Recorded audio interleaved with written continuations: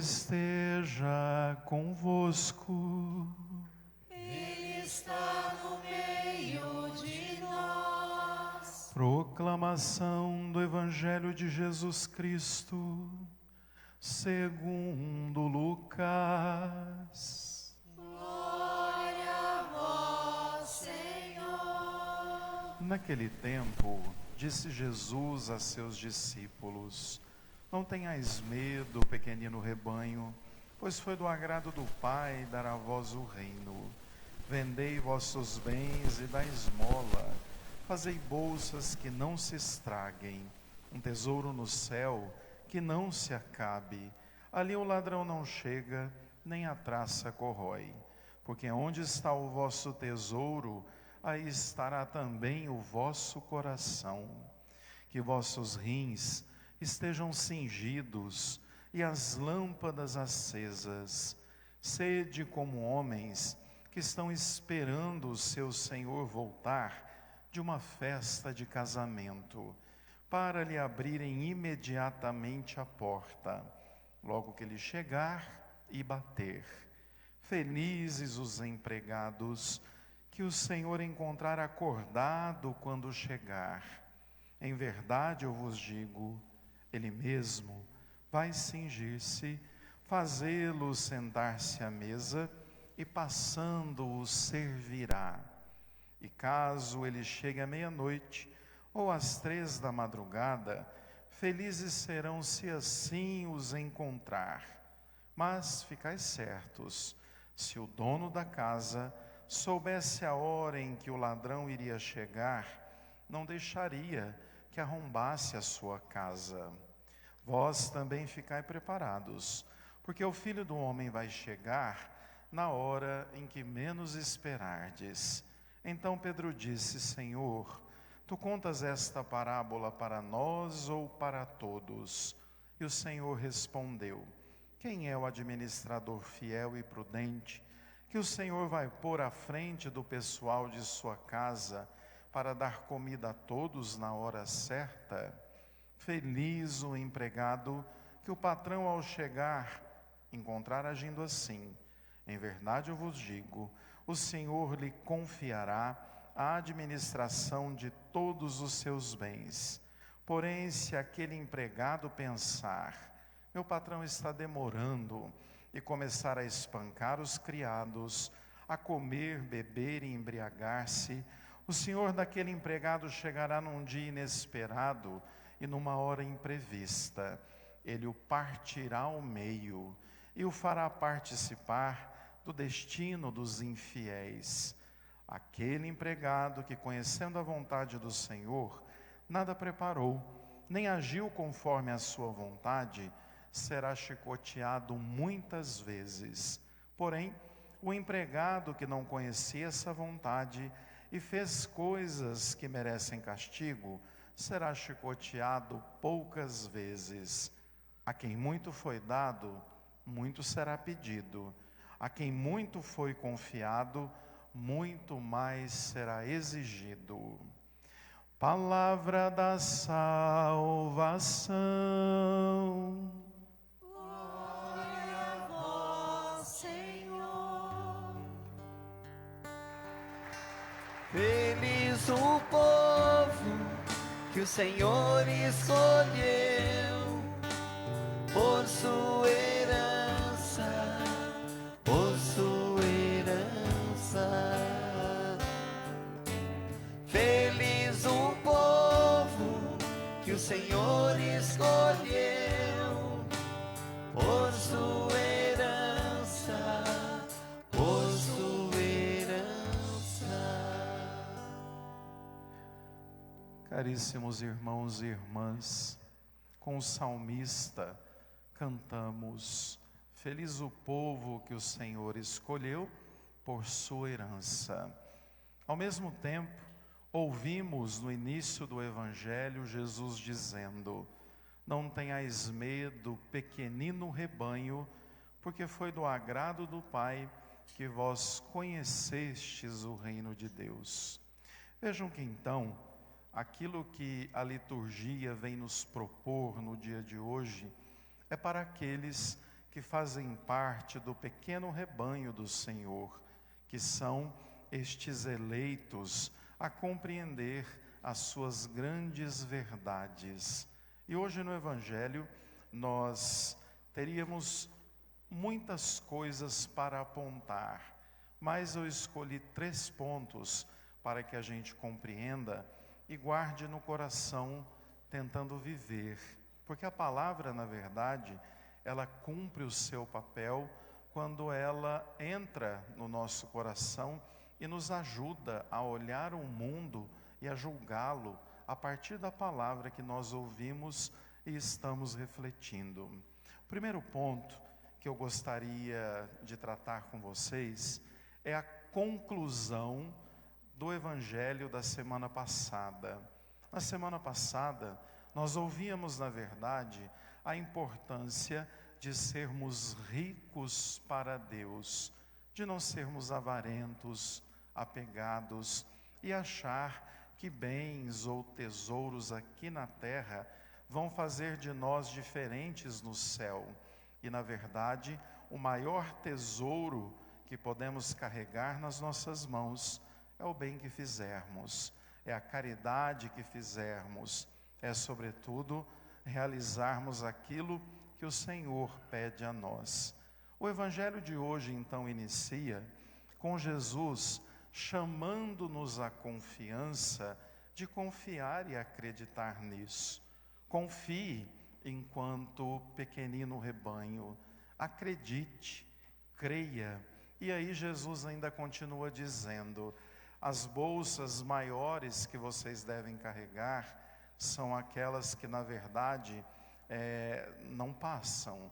E o maior tesouro que vocês devem fazer e trazer nas mãos é o tesouro que carregaremos juntos conosco e abriremos diante de Deus para que Ele possa, sem dúvida alguma, nos acolher na eternidade.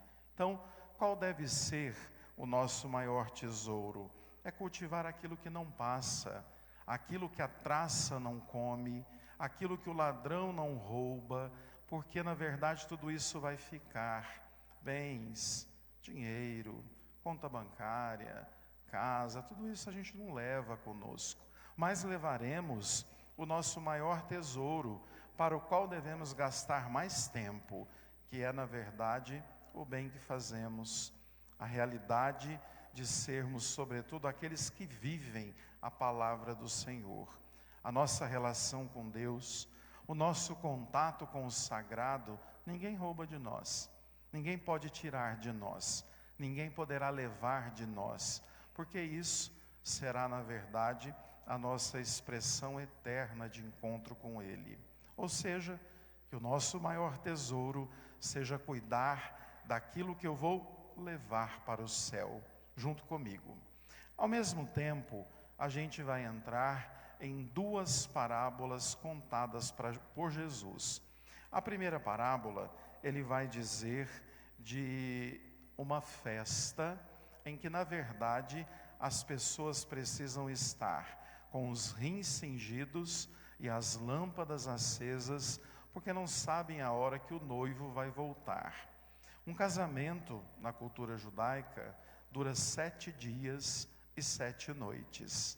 E vejam, não se sabe a hora que o noivo vai chegar para entrar em casa.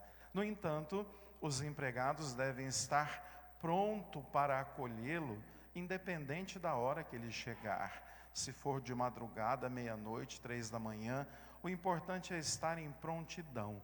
Por isso essas 2 imagens. A imagem do rim cingido, na verdade, é que naquele tempo eles usavam túnicas, assim como as nossas de padre. E vejam, a túnica, ela em casa, eles usavam ela livre, sem amarrá-las. Agora, quando saíam, iam fazer compra, iam viajar em caravanas, eles precisavam amarrá-la ao meio, e isso era exatamente o cingir os rins, porque se precisasse andar mais rápido, se precisasse subir sobre pedras, se precisasse subir escadas, a túnica amarrada não derrubaria ninguém. Então a imagem de cingir os rins é exatamente essa. Fique prudente, amarre a sua túnica, porque no caminho da vida você não pode tropeçar e cair por descuido de não ter cingido os rins. E também a imagem da lamparina acesa, para nós precisa ficar claro que não tinha energia elétrica e nem a tomada que ela, pum, batia o dedo, acendia tudo. Eles usavam lamparinas, e essas lamparinas precisavam ficar acesas para iluminar a escuridão da noite. Ou seja, a visão de alguém com uma lamparina na escuridão da noite é para que aquela pessoa enxergue para além das trevas. Então vejam, são duas imagens que somos chamados a viver na nossa vida de fé. Não sabemos nem o dia, nem a hora que o Senhor virá. Mas o importante é que estejamos acordados, prontos, atentos, para não sermos pegos de surpresa e, na verdade, não termos feito o que tinha que ter sido feito. E aí, vejam que há um ponto muito bonito que a gente precisa observar, que é quando Jesus diz assim: os servos que na verdade se comportarem assim, o próprio Senhor cingirá os rins e irá servi-lo. Essa imagem é retomada exatamente na última ceia, no dia em que Jesus amarra o cinto, o avental, cinge os rins, lava os pés dos apóstolos e ainda os serve o banquete da Eucaristia. Jesus é o noivo, e esse noivo ama tanto a sua igreja que ele a serve com todos aqueles que nela estão. Vamos para a segunda parábola. A segunda parábola vai dizer assim: olha, se o dono de uma casa que fosse roubado soubesse a hora que o ladrão fosse chegar, ele não deixaria que a sua casa fosse roubada. Portanto, fiquem atentos e sejam, na verdade, bons servos da casa que Deus nos dá. E aí entram 4 tipos de servos narrados no Evangelho. O primeiro servo é aquele que vive a prontidão, é aquele que vive a vigilância e faz aquilo que o Senhor quer, faz aquilo que o Senhor o indica, vive a partir dos ensinamentos do noivo, que é o próprio Jesus. Esses servos serão acolhidos na glória eterna. Aqui nós estamos falando da eternidade, da vida eterna, que nós chamamos de céu. O segundo tipo de servo é aquele servo que, olha, o patrão não chegou, o Senhor não virá, e ele então, como ele está demorando muito e não vai ver, ele espanca, ele explora, ele come, ele bebe, ele vive a vida como se não houvesse amanhã.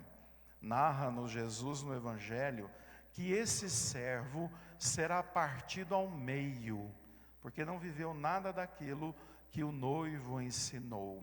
Partido ao meio é o símbolo da morte, e será jogado na geena, que na verdade para nós chamamos de inferno. E aí vem 2 outros servos.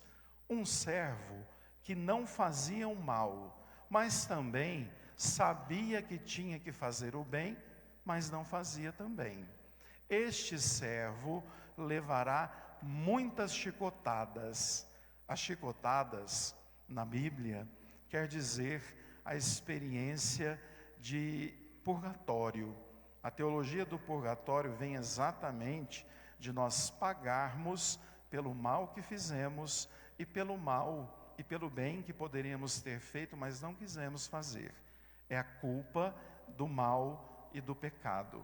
E temos um quarto servo, que é o servo que, na verdade, errou por ignorância. Não sabia que estava errado. Esse também vai ter chance do purgatório e levará menos chicotadas. E aí a gente conclui o Evangelho tendo clareza que a quem muito foi dado, muito será pedido. E também a quem muito foi confiado, muito mais será exigido. Isso aqui não é para a gente ter medo, é para a gente entender que enquanto pequenino rebanho do Senhor, somos chamados a viver a vigilância, a prudência e ouvirmos o que o Senhor tem a nos dizer, vivendo a partir disso. Não podemos ignorar a palavra de Deus.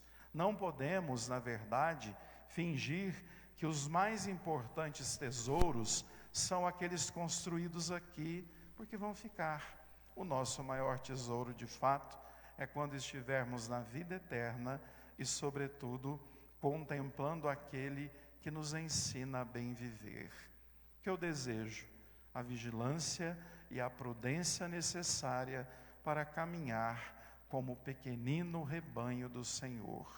Louvado seja o nosso Senhor Jesus Cristo. Para sempre seja louvado.